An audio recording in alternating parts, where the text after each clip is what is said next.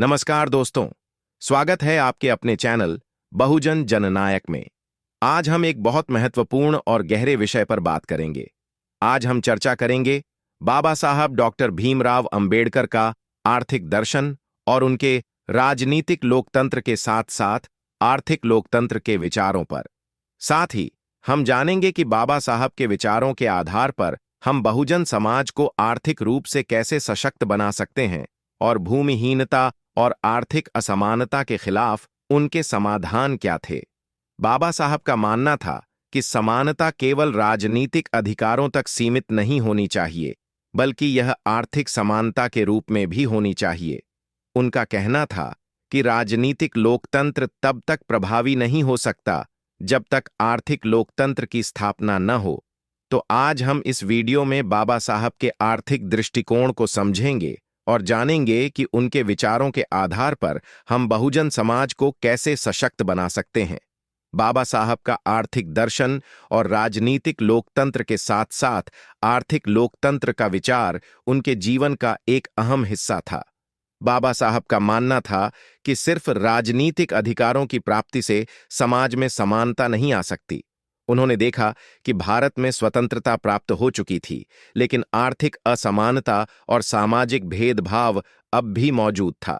उनका दृष्टिकोण यह था कि राजनीतिक लोकतंत्र केवल सरकार द्वारा कानूनों और अधिकारों को लागू करने तक सीमित नहीं होना चाहिए, बल्कि आर्थिक लोकतंत्र का भी होना जरूरी है।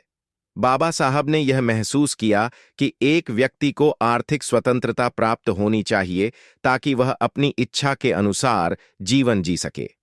आर्थिक स्वतंत्रता में उसका रोजगार, धन और संपत्ति पर अधिकार और आधारभूत जरूरतों की उपलब्धता शामिल थी। उन्होंने कहा था, हम राजनीतिक अधिकारों से ज्यादा आर्थिक अधिकारों की ओर ध्यान देना चाहिए।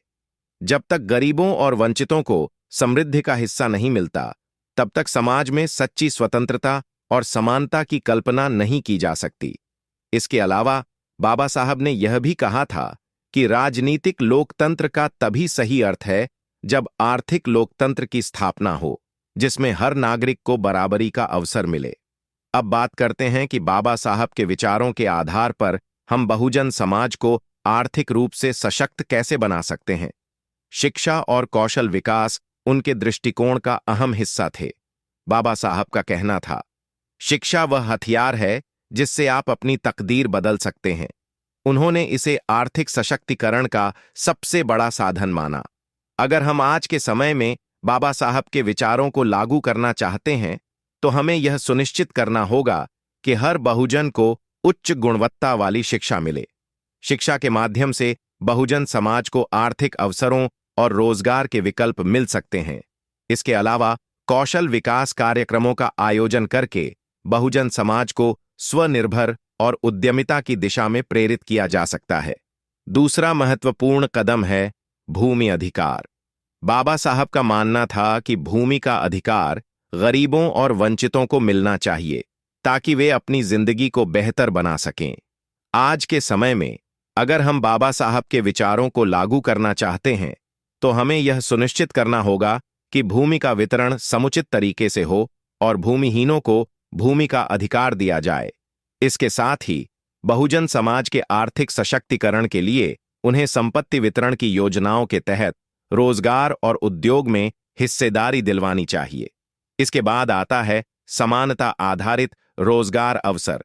बाबा साहब ने हमेशा कहा था, रोजगार के अवसर समान रूप से सबको मिलना चाहिए। उनका मानना था कि किसी भी नागरिक को उसके जाति, धर्म या वर्ग के आधार पर नौकरी से वंचित नहीं किया जाना चाहिए। बाबा साहब के विचारों के आधार पर हमें यह सुनिश्चित करना चाहिए कि सभी नागरिकों को सरकारी और निजी क्षेत्र में समान अवसर मिलें। आरक्षण के माध्यम से बहुजन समाज को शिक्षा और रोजगार में हिस्सेदारी मिल सकती है, जो बाबा साहब का दृष्टिकोण था। अब बात करते हैं कि बाबा साहब ने भूमिहीनता और आर्थिक असमानता को खत्म करने के लिए क्या समाधान दिए थे। बाबा साहब ने भूमि सुधार कानूनों की आवश्यकता को महसूस किया और इन्हें लागू करने के लिए राज्य सरकारों पर दबाव डाला। उनका मानना था कि भूमिहीनता और आर्थिक असमानता के बीच सीधा संबंध है। उन्होंने यह सुनिश्चित किया कि भूमि का वितरण समुचित तरीके से हो और शोषण करने वाले बड़े जमींदारों से भूमि वापस ली जाए और इसे मूल निवासी किसानों और भूमिहीनों के बीच वितरित किया जाए। बाबा साहब ने आर्थिक अधिकारों की रक्षा करने का महत्व समझाया। उनका मानना था कि जब तक कोई व्यक्ति अपने आर्थिक अधिकारों के प्रति जागरूक नहीं होगा, तब तक वह सामाजिक और राजनीतिक अधिकारों का सही लाभ नहीं उठा सकता। आज हम जिस दौर से गुजर रहे हैं, उसमें बाबा साहब का आर्थिक लोकतंत्र का सिद्धांत और भी अधिक महत्वपूर्ण हो गया है। आर्थिक असमानता और भूमिहीनता आज भी गंभीर समस्याएं हैं। रोजगार, शिक्षा और रोजगार के अवसरों में समानता की कमी के कारण कई लोग सामाजिक और आर्थिक रूप से पिछड़े हुए हैं। अगर हम बाबा साहब के आर्थिक दृष्टिकोण को सही तरीके से लागू करें, तो हम न केवल बहुजन समाज को सशक्त बना सकते हैं, बल्कि एक समृद्ध और समान समाज का निर्माण भी कर सकते हैं।